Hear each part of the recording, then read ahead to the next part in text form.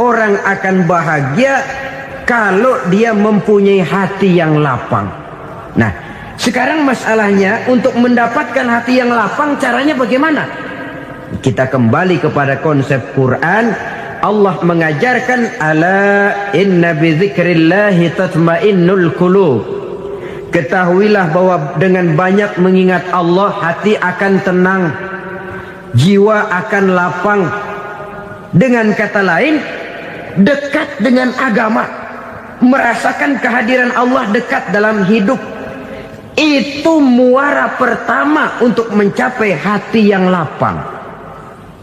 Ala inna bidzikrillahi tatmainnul qulub.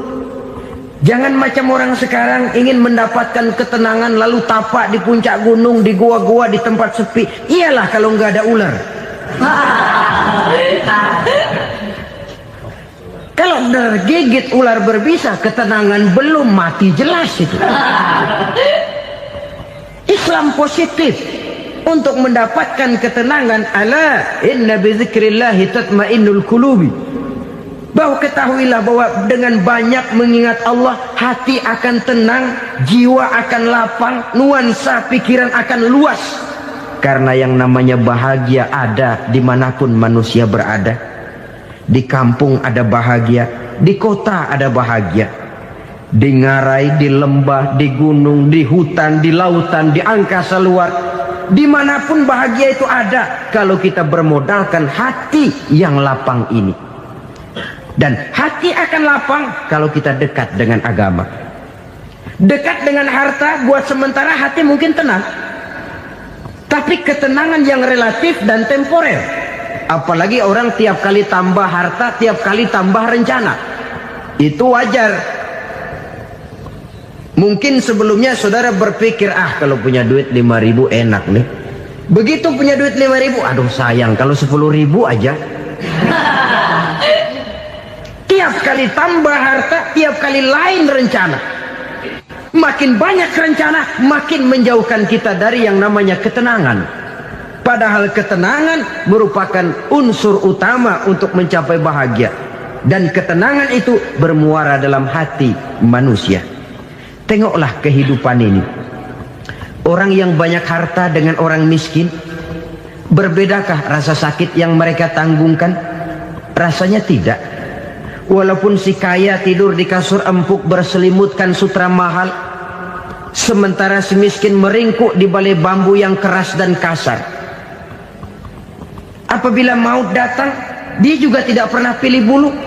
Maut datang menjemput si kaya di singgasana keemasannya, dikelilingi oleh para pengasuh, dayang dan idang serta para pengawal.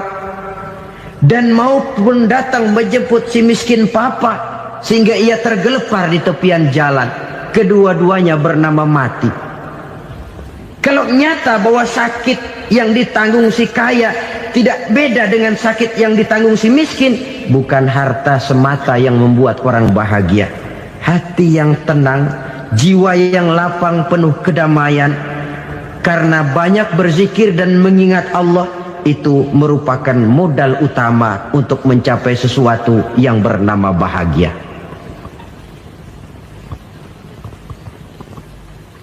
Saudara hadirin yang saya hormati, inilah yang pertama dari 4 ciri yang digambarkan oleh Nabi tentang tanda-tanda orang bahagia. Dan harus berangkat dari yang pertama ini, hati yang lapang. Ini yang harus kita miliki lebih dahulu. Baru nanti akan menyusul kepada poin yang ketiga, kedua, dan selanjutnya. Sebab kalau hati sudah terisi dengan jiwa yang lapang, seluruh persoalan insya Allah akan bisa kita atasi dengan sebagaimana mestinya. Yang kedua sekarang, tanda orang bahagia menurut baginda Nabi, markabun syariah. Orang bahagia itu, kata beliau, punya kendaraan biar cepat asal lancar. Artinya kemana dia mau pergi mudah. Apa maksud hadis ini? Kalau kita kaji lebih dalam, kendaraan itu kan alat transportasi. Transportasi tidak lain adalah usaha memudahkan komunikasi.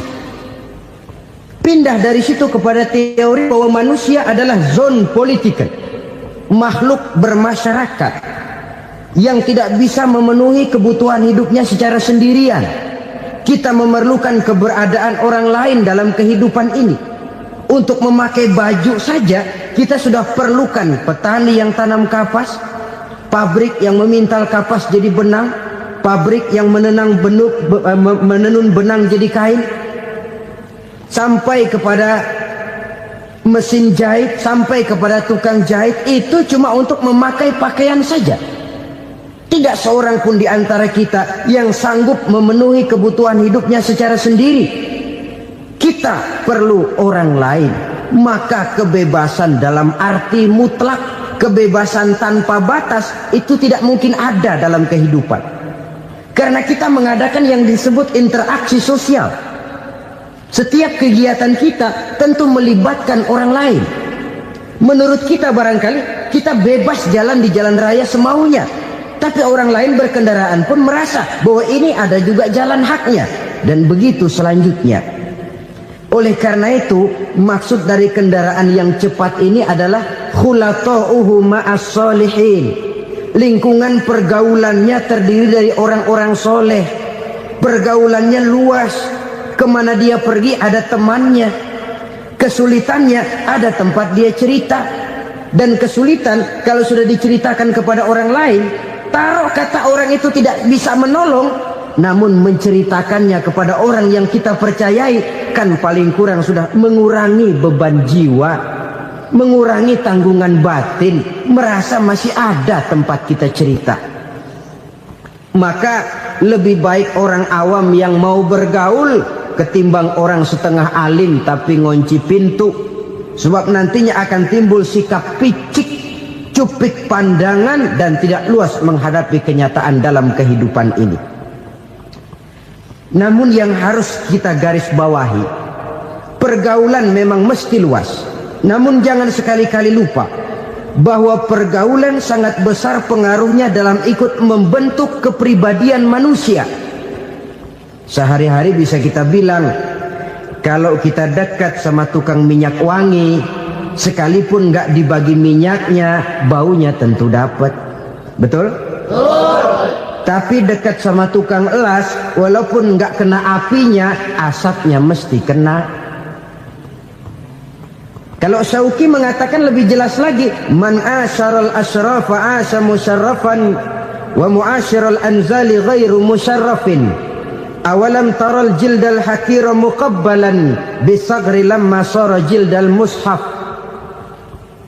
Siapa yang bergaul dengan orang mulia, dia bakal ikut menjadi mulia. Tapi siapa yang berteman dengan orang hina, dia tidak bakal ikut menjadi mulia. Tidakkah kau lihat, kata Syauqi, kulit kambing yang hina pun dicium orang ketika menjadi kantong Quran. Kulit kambing hina, kalau dia sendirian gak ada yang mau cium. Tapi begitu dia bergaul dengan Quran, menjadi kantong Quran, dipakein minyak wangi, ditaruh di tempat yang tinggi, mau diambil dicium dulu, dibawa dengan penuh hormat dan hati-hati. Kulit kambing yang hina lantaran berteman dengan Quran, numpang mujur. Tapi coba lihat kalau kulit kambing berteman dengan kayu, jadi beduk, habis. Zohor dikemplang, asar dipukul. Itu pun sedikit saja, cuma salah milih teman. Yang temannya Quran dihormati orang, yang temannya kayu lantaran jadi beduk, gelap-gelap subuh orang udah kemplangnya.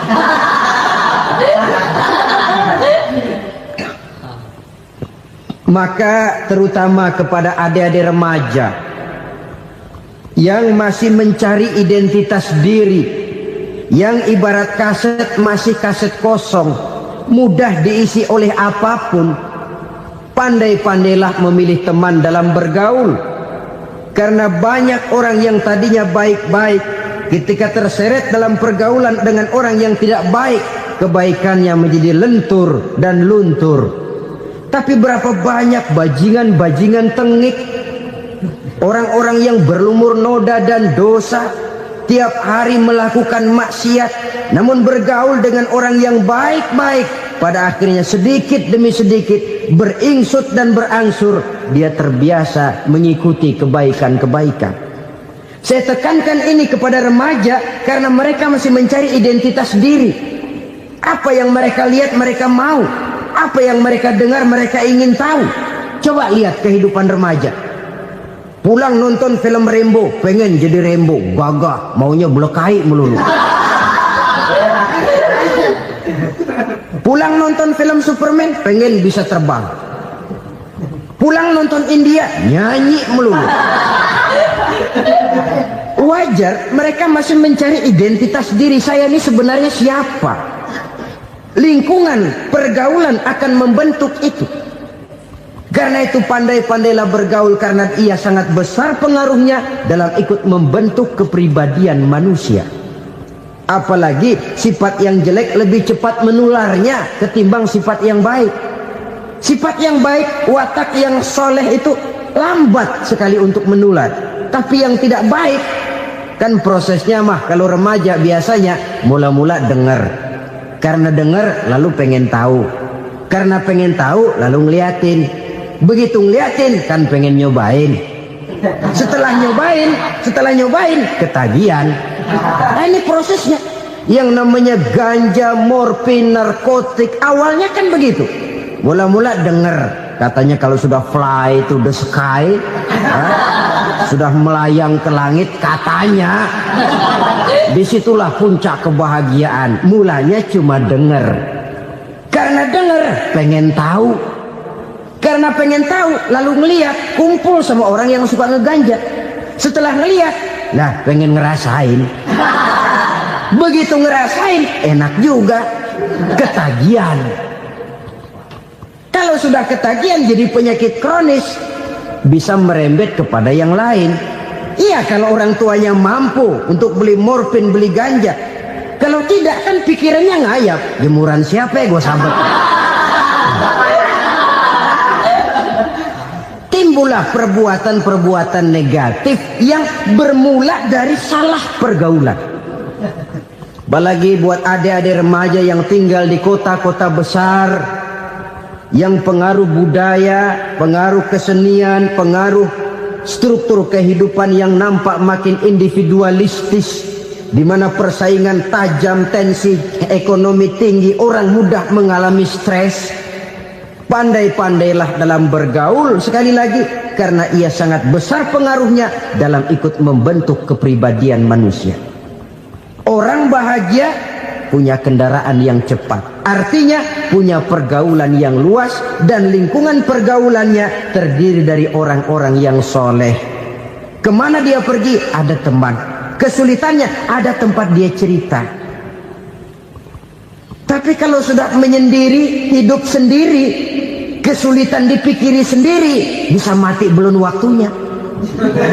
Tidak ada tempat berbagi rasa, tidak ada tempat bercerita, tidak ada tempat mengurangi beban dalam kehidupan.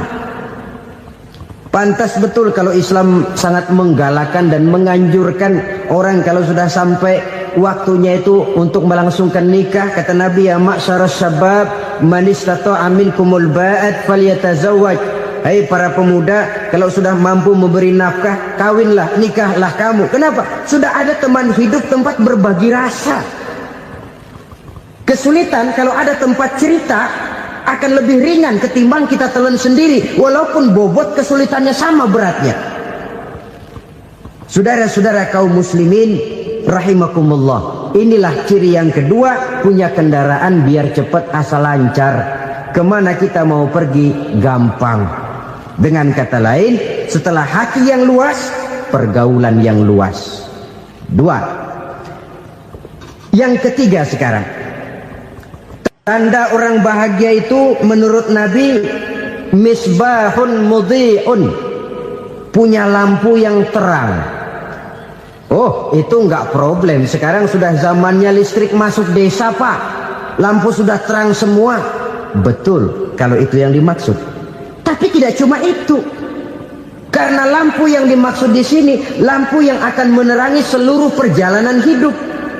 Dan perjalanan hidup itu sudah dimulai sejak kita terlahir ke alam ini sampai masuk ke alam barzah, kumpul di padang mahsyar sampai ke akhirat. Lampu yang menerangi itu yang diperlukan. Kalau lampu, katakanlah yang paling top sekarang kan lampu jenis Mercury. Taruhlah itu di rumah kita, dia cuma menerangi rumah kita, menerangi hati pun tidak sanggup. Bila kita masuk ke alam barzah, alam kubur, sanggupkah si Mercury yang begitu terang menerangi alam barzah kita? Tidak sanggup lagi. Sanggupkah lampu yang ratusan watt, bahkan puluhan ribu watt menerangi kehidupan di padang mahsyar? Tidak akan sanggup lagi.